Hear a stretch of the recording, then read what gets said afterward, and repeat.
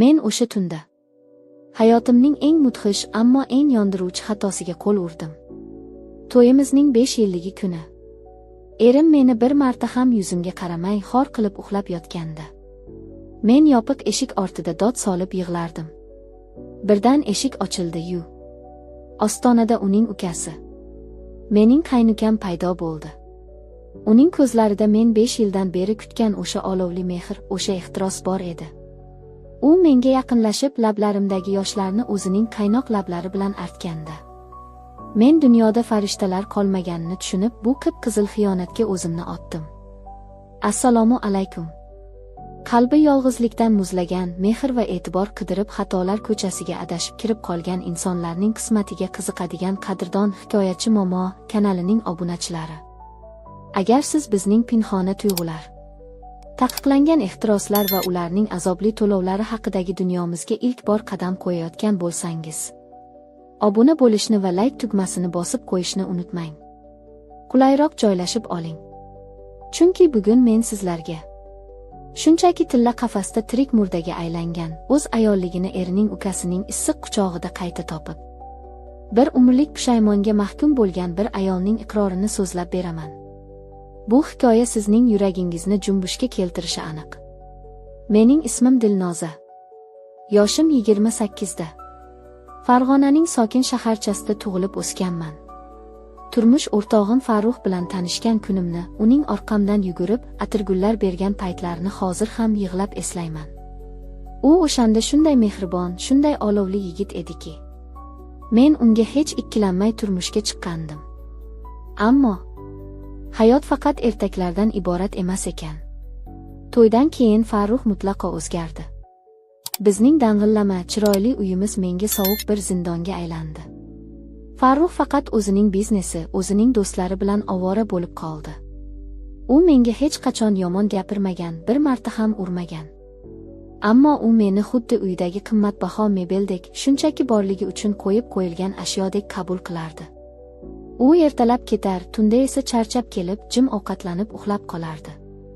Men uning yonida yotib yuziga termular. Farruh aka, tinchlikmi? Men sizga kerakmanmi o'zi desam. U yuzini devorga o'girib, uxlashim kerak, charchadim derdi. Uning shu birgina charchadim degan so'zi mening yosh va mehrga tashna vujudimni pichoqsiz so'yardi. Yillar o'tdi. Men o'zimni shunchalar xunuk, shunchalar keraksiz ayoldek his qila boshladimki, ko'zguga qarashga ham qo'rqib qolgandim. Aynan mana shunday kunlarning birida Farruhning ukasi, mening qaynukam Kamron biznikiga ko'chib keldi.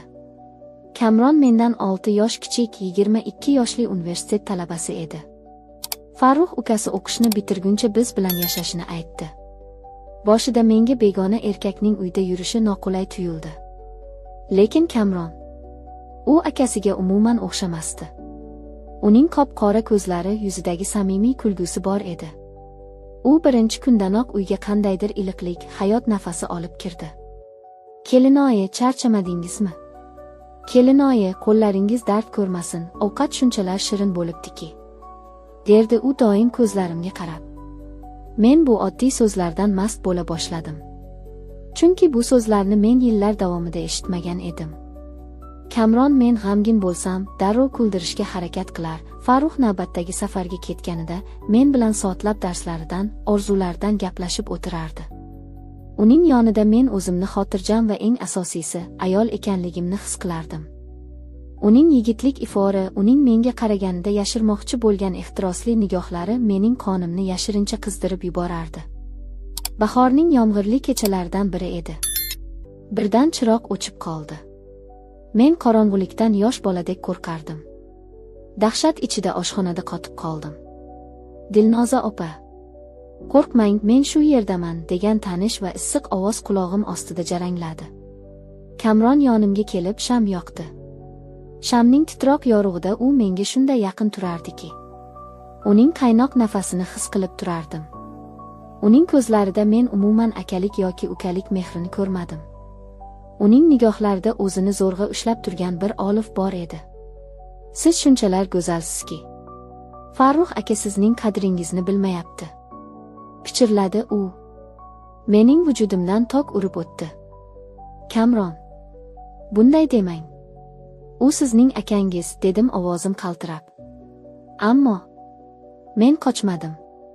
U ham yuzimni asrab silab qo'ydi-yu xonasiga kirib ketdi. Lekin o'sha tunda bizning oramizdagi parda abadiy yirtilganini ikkalamiz ham tushungan edik. Shundan so'ng hayotim dahshatli tarzda sinovga tayyorlandi. To'yimizning 5 yilligi kuni. Men ertalabdan eng chiroyli ko'ylagimni kiydim. Farruxning eng sevgan taomlarini tayyorladim. Balki bugun u o'zgarar, o'sha eski Farrux qaytar deb umid qildim. Lekin u ishdan juda kech qaytdi. U nafaqat kunni unutgan, balki stolda o'tirgan menga qiyo ham boqmay. Men charchadim, dedi-yu to'g'ri yotoqxonaga kirib ketdi. Kamron o'sha yerda qarshimda o'tirardi. U mening ko'zlarimdagi o'lik umidni, yuzimdagi xorlikni ko'rib turardi.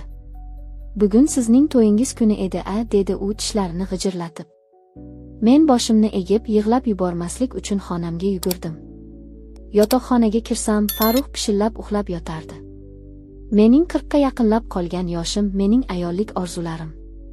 Hammasi shu tilla qafas ichida bu xudbin erkakning xurrak otishi ostida o'lib borayotganini tushundim. Men dahshatli dod solib yig'lagim kelardi. Xonamning burchagiga o'tirib, tizzalarimni quchoqlab yig'lay boshladim. Birdan eshik sekin ochildi. Men Farrux uyg'ondimikan deb o'girildim. Ammo ostonada Kamron turardi.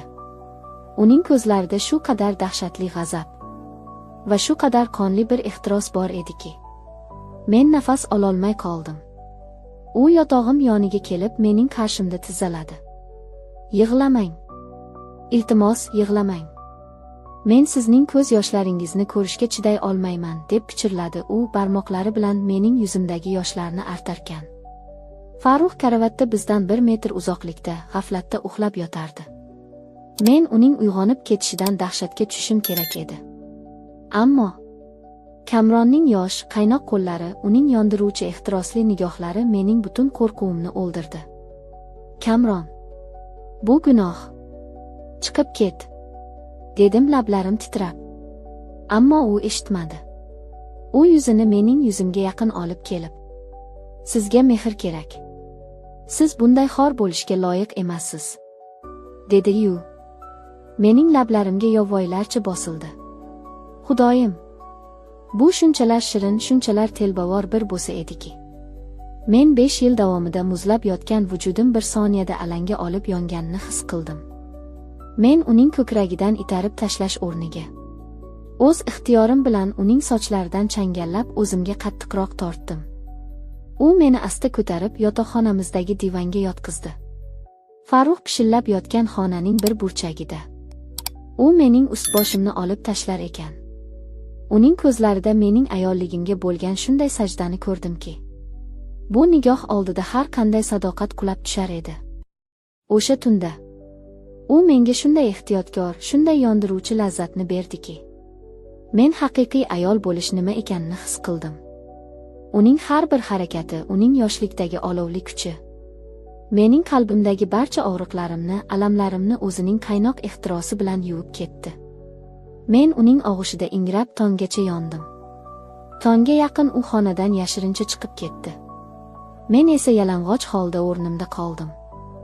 Yonimda hali ham g'aflatda yotgan erimga qarab, men ilk bor uning emas, o'zimning qay darajada jirkanch va fohisha bir ayolga aylanganimni his qildim. Xudoyim, men o'z qaynukam bilan o'z yotog'imda zino qildim. Mening qonim muzlab ketdi. Ertasi kuni tongda bu uy men uchun haqiqiy do'zaxga aylandi. Men Farruxning yuziga qaray olmasdim. Kamronning ko'zlariga qarasam, yana o'sha taqiqlangan olovni ko'rardim. Biz endi ochiqchasiga gaplasholmasdik, lekin hammadan yashirin o'g'rincha qarashlar. Bizni bog'lab turgan o'sha harom va ehtirosli sir bor edi. Kamron mening qalbimni parvarish qilgan edi. Ammo ayni paytda mening hayotimga shunday qora dog' bosdiki, men endi o'zimni osib o'ldirishni xohlar darajaga yetgandim. Oradan 2 hafta o'tib, Kamron yotoqxonaga ko'chaman deb ketib qoldi.